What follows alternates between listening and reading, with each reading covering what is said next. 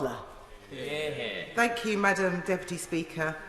Madam Deputy Speaker, I beg to move that leave be given to bring in a bill to require the Leader of the House of Commons to move a motion asserting the equal right of all members of this House of Commons to participate in proceedings and establishing mechanisms for MPs unable to attend Westminster to vote remotely and participate remotely in proceedings, including debates and general committees.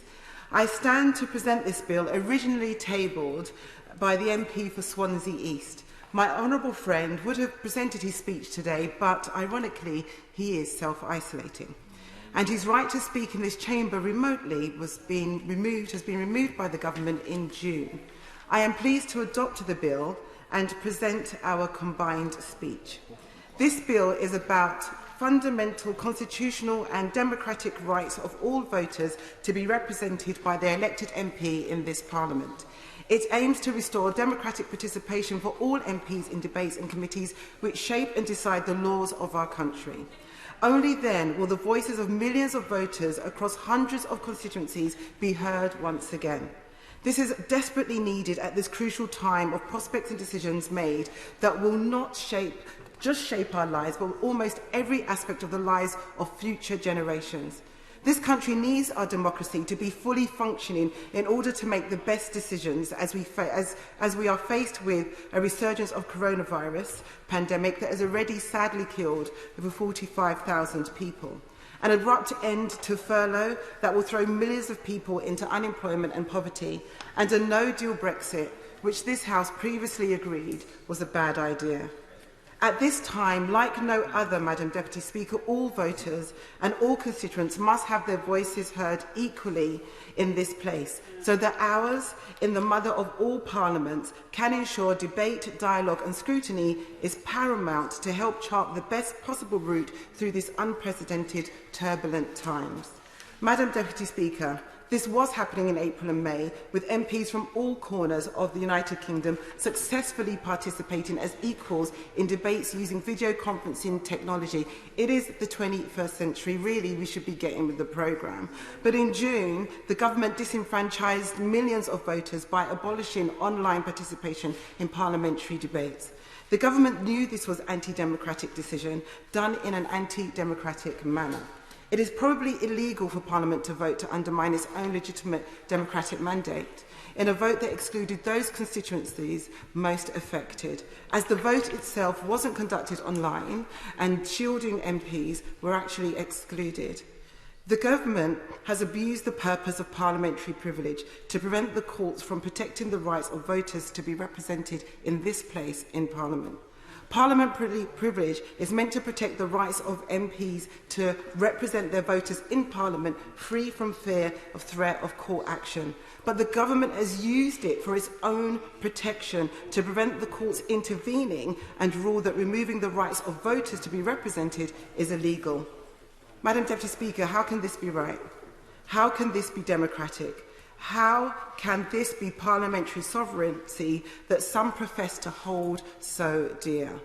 And these rights to participate are crucial as the government embarks on a reversal of our devolutionary settlement, breaching the Good Friday Agreement and potentially breaking international law.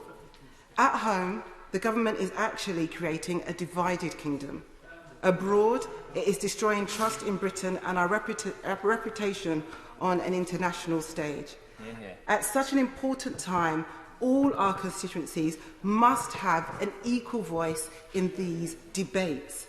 The taxpayer has already invested heavily in the technology for remote democracy, and we know that it works, and it works really well.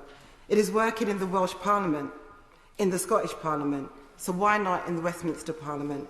It is even being used in the other place next door, in the House of Lords.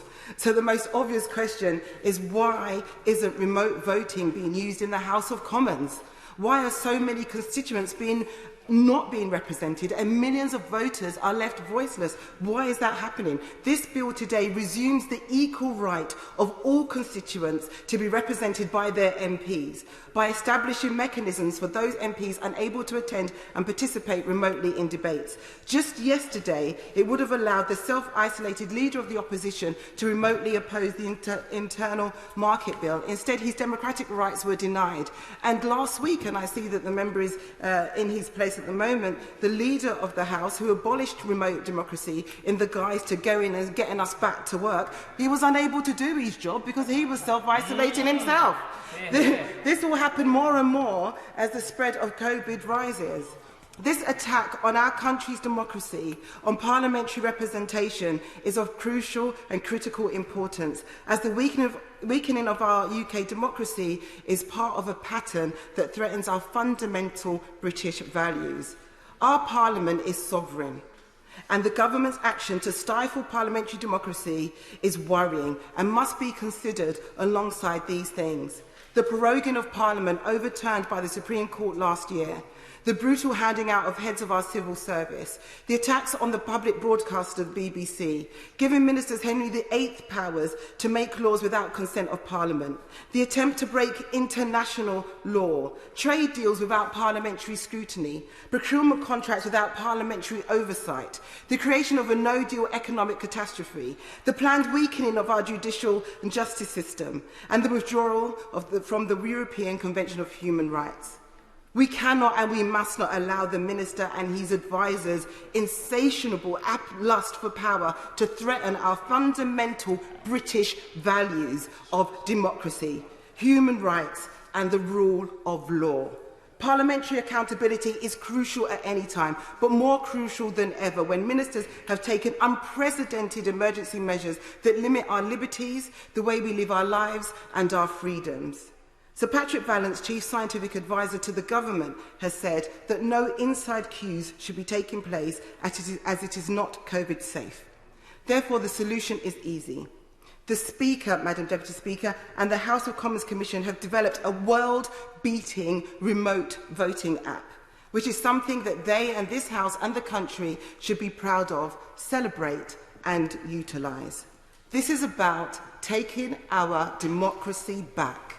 So I am privileged to move this bill in my name and on behalf of the member for Swansea West to re-establish full democracy in this House of Commons for all of our voters, all of our nations and all of our futures.